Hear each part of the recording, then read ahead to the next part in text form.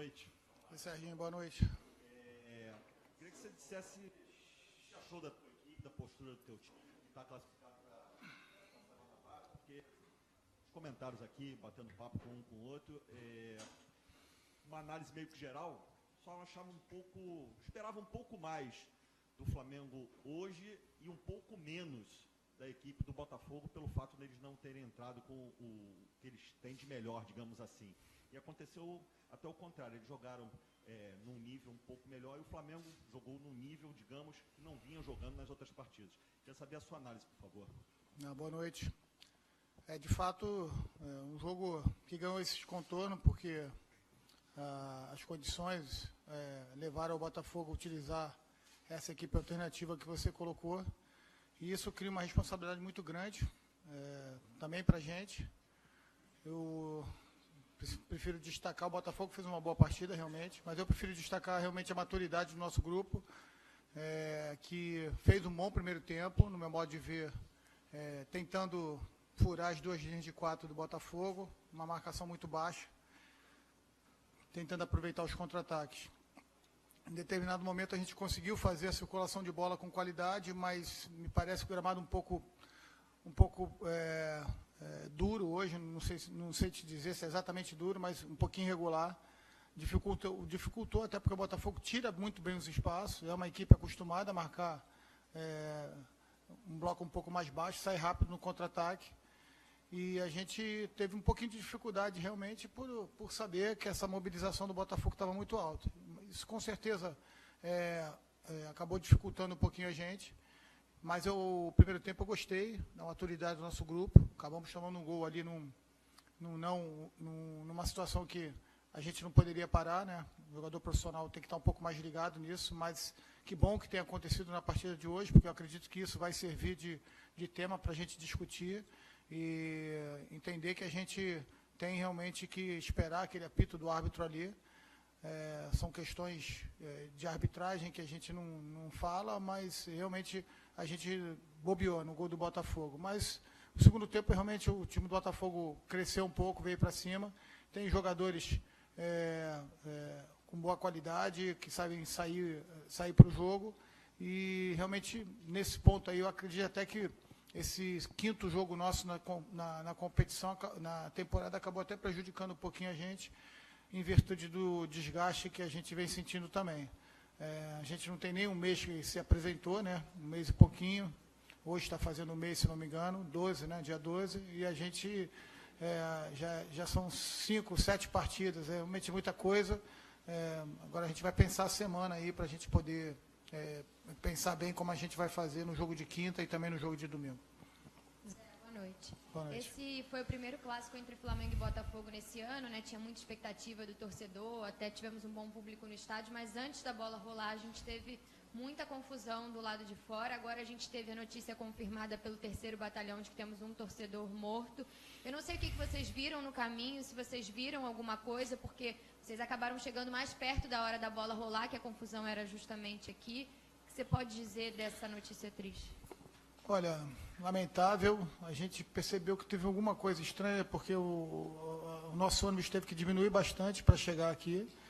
Os batedores da PM que estavam à frente diminuíram a velocidade, a gente, a princípio, não entendeu muito bem, mas com certeza era para evitar que a gente pegasse aquele confronto ali próximo.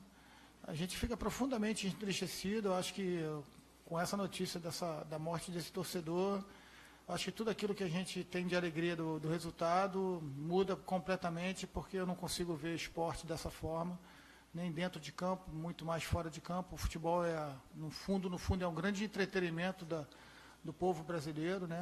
Praticamente o esporte mais amado e praticado mundialmente. E quando a gente tem um caso desse, realmente nos deixa bastante entristecidos, e principalmente por saber que não foi o primeiro e provavelmente não vai ser o último. Então, lamento muito, espero que a família desse torcedor seja tranquilizada, abençoada, para que possa passar por esse momento difícil. Em relação à partida, você falava na sexta-feira que esperava 5, 6 jogos para dar uma testada melhor no time titular e depois pensar em poupar alguns jogadores para frente. Com o resultado de hoje, a classificação confirmada, você pretende pensar em alguma coisa, já que vocês vão para Brasília e de lá direto para a Volta Redonda? Olha, parece, não é exatamente um achismo, né, mas a gente entendia que a partir desse jogo, com pouco tempo de aclimatação, de intensidade, volume, força que a gente está dando aos atletas, a gente sabia que, de preparação, a gente sabia que poderia ter um desgaste mais acumulado. E aconteceu, principalmente no segundo tempo, a gente acabou descendo um pouco o nosso ritmo e o Botafogo cresceu na partida. A partir disso, a gente já sinalizava para essa próxima semana a gente poder ter os nossos atletas de forma mais inteira. Acho que tem até um bom tempo para o jogo contra o América Mineiro, que é só na quinta-feira, mas logo em seguida vem um jogo importante, que é uma semifinal de Carioca, e a gente tem que planejar, né? Vamos esperar na terça-feira, amanhã a gente está descansando, uma folga geral, e na terça-feira a gente vai se reunir com o departamento de futebol, o nosso departamento médico, analisar caso a caso, para poder tomar as decisões. Zé, aqui, boa noite, tudo bem? Boa noite. Duas perguntas. A primeira, você falou que já teve uma bobeada ali no gol do Botafogo, mas você acha que o Bandeirense precipitou também? Ele teve uma bobeada dele também, esperar a conclusão da jogada? E a segunda, eu queria que você falasse da fase do Everton. Ele já vive um bom momento no Flamengo já há algum tempo. Hoje ele completou 200 jogos com a camisa do time, fez o gol da vitória, titular aí absoluto no time. Se você acha que é o melhor momento dele no Flamengo de alguns meses para cá. Olha, eu estava em diagonal ao lance, né? E eu tive a nítida impressão quando o Bandeira levantou a bandeira, né? Sinalizou o impedimento. O jogador do Botafogo estava indo em direção à bola, por isso que ele levantou a bandeira. Quando o próprio jogador do Botafogo percebeu que estava impedido, ele diminuiu o ritmo e a nossa zaga, consequentemente, também parou. Então, um lance complicado para fazer uma análise, mas, na verdade, o jogador que recebeu ali a bola do lado do campo não estava impedido. Então, é importante a gente passar isso para os nossos atletas, que isso sirva até de matéria, né, de escola para eles, para que eles entendam que realmente o lance só vai parar quando o juiz apitar. Isso aí poderia ter sido fator de um empate ou até de uma derrota hoje, mas principalmente pensando para frente, a gente está mais desligado nessa condição.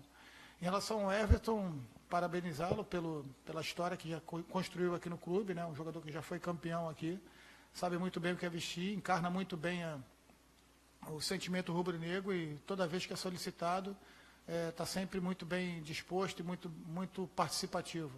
Logicamente que existem fases, os jogadores passam por fases melhores, outras nem tanto, mas ele mostra uma regularidade muito grande. Fico feliz que ele tenha, numa data tão especial, 200 jogos, ter feito o gol da vitória. Zé Ricardo, parabéns pela vitória. Obrigado. Nesse ano, estamos vendo uma situação, não sei se oposta, mas diferente do ano passado. No primeiro semestre, o Guerreiro tinha dificuldades para fazer os gols, ele recebia as bolas dentro da área, não tinha um desfecho tão feliz como, por exemplo, agora no final de 2017. Ele consegue começar o ano com 5 gols. Em algum momento, vocês da comissão técnica tiveram alguma conversa reservada com esse jogador para explicar, de certa forma, que ele deveria esperar ou passar uma tranquilidade ao Guerreiro? E, em cima disso, dá para mensurar o técnico que o Flamengo tem com o Guerreiro fazendo 5 gols logo no começo do ano? Olha, uma conversa mais particular a gente teve no início, né? Bem lá atrás, quando ele voltou da Copa América, conversei com ele sobre a importância do que eu via nele, do potencial que ele tem, um jogador extremamente competente naquilo que faz. E, logicamente, que todo treinamento tem um papo um pouco mais específico para um ou para outro, e ele vem muito interessado. Todo laço que ele tem, ele está colocando em prol do Flamengo e, o mais importante, motivado. Bastante alegre, bastante contente, feliz de estar no clube, feliz de estar jogando. E, logicamente, que uma pessoa feliz em tudo na vida acaba rendendo melhor. E o grupo também, jogando também muito próximo dele, o Diego, o Mancoejo ali, fazendo o homem próximo dele. É importante a gente salientar essas opções, porque são jogadores todos eles inteligentes, com boa qualidade técnica, e que com certeza próximo do jogador que tem uma finalização muito alta, que é o Guerreiro, alguma coisa boa vai sair. A gente tenta dar os caminhos de forma protocolar para eles, mas logicamente que a criatividade do atleta também faz parte, e nesse momento aparece o potencial de todo o nosso grupo. Mas o mais importante é que a gente está conseguindo botar toda essa qualidade técnica, mas com muita disposição. Eu fiquei muito feliz com a apresentação da minha equipe hoje, no que diz respeito ao aspecto competitividade, né? Hoje era um jogo que a gente precisava ganhar por vários aspectos, e a gente se propôs a isso. Não deu para fazer um jogo tão vistoso como a gente vinha fazendo, mas quando não der para fazer, a gente tem que realmente deixar tudo dentro do campo, e foi isso que eles fizeram.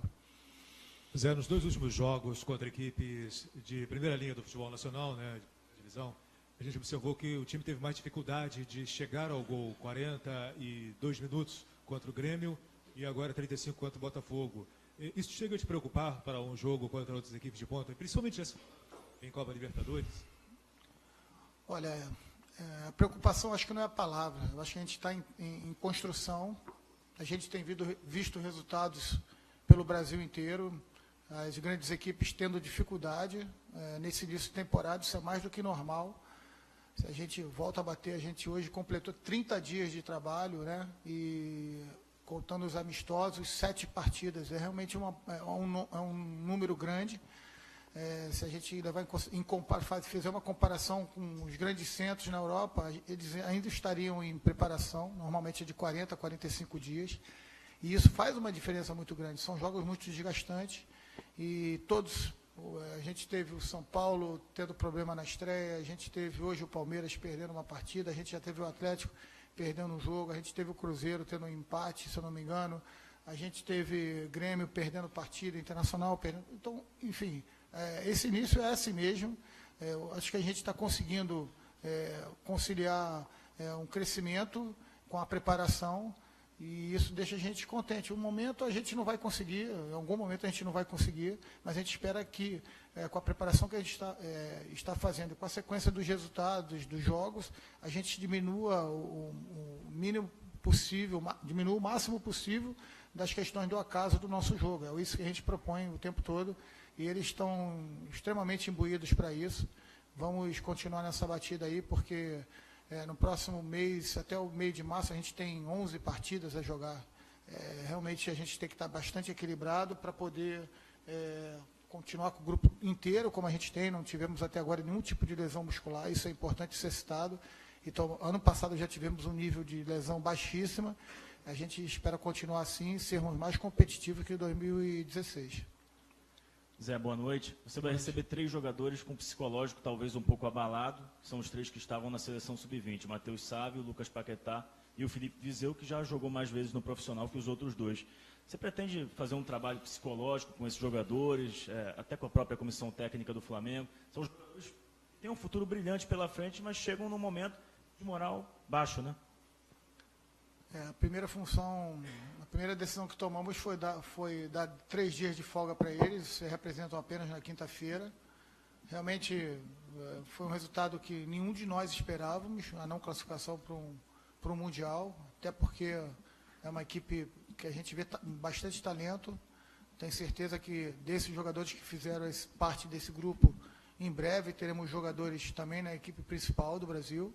Boa parte deles jogam nas equipes profissionais dos seus clubes. Então, realmente acontece. Nós que vivemos do futebol, trabalhamos em cima de conquistas e também derrotas, né? Então, infelizmente, foi uma sequência de jogos ruins da seleção, mas que a gente precisa, no que diz respeito, trazer os atletas do Flamengo de volta, acolhê-los da melhor maneira, tentar recuperá-los o quanto antes, fisicamente ver como é que eles estão também, porque acabaram não tendo férias. As férias deles foram dedicadas à CBF, né, o Sub-20. Vamos analisar caso a caso, mas são 3 jogadores com extremo potencial, que o Flamengo acredita muito. Com certeza farão parte do futuro também do profissional do Flamengo. Zé, boa noite. Você tinha comentado já que o Berrio poderia atuar mais adiantado ali, como você botou ali no fim. Queria te perguntar, você está tentando, pelo menos o que eu percebo, criar algumas variações dentro dos jogadores que você tem. Você ainda, por exemplo, não colocou uma coisa mais recuada ali, como segundo volante, como você já citou algumas vezes. São experimentos que você está fazendo no dia a dia, para ocasiões de jogo que você está pensando também? Sem dúvida. Acho que o nosso grupo já adquiriu uma maneira, vamos dizer assim, raiz de jogo, né? assim como o próprio Botafogo também adquiriu isso, e a gente vê isso nitidamente nas partidas que a gente vê do adversário. Então, o importante é a gente criar as nossas opções, porque cada partida tem a sua história e podem ser colocados desafios para a gente na partida. As decisões têm que ser tomadas rápidas, às vezes podem acontecer de dar certo, às vezes não, mas com certeza, quanto mais a gente trabalhar em cima dessas variações, as chances de darem certo acaba sendo maior. E essa é a nossa ideia. Temos um plantel versátil, plantel de qualidade. Agora é prepará-los todos para estarem aptos na sua plenitude, para quando forem solicitados possam render.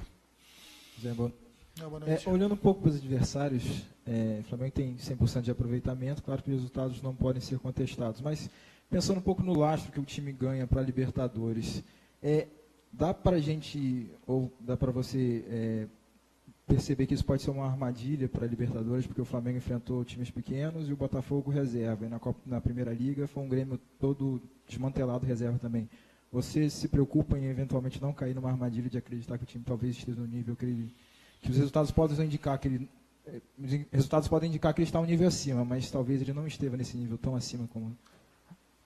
Olha, acho que a gente tem um grupo bastante maduro para não cair nessas armadilhas que o futebol tem. Independente dos 2 últimos jogos, os adversários terem tido suas escalações com equipes, digamos, alternativas, equipes de camisa, estão sempre muito competitivas. Para a gente foram motivos de muita observação para a gente e com certeza tiraremos conclusões. Logicamente, como eu falei, a gente espera estar muito melhor do que estamos nesse momento, no dia 8 de março, quando estrearemos na Libertadores. Acho que as dificuldades não são só para a gente. Hoje, a própria Católica jogou no Campeonato Chileno, perdeu para o Everton de Vinha, 2-1, um resultado que ninguém esperava.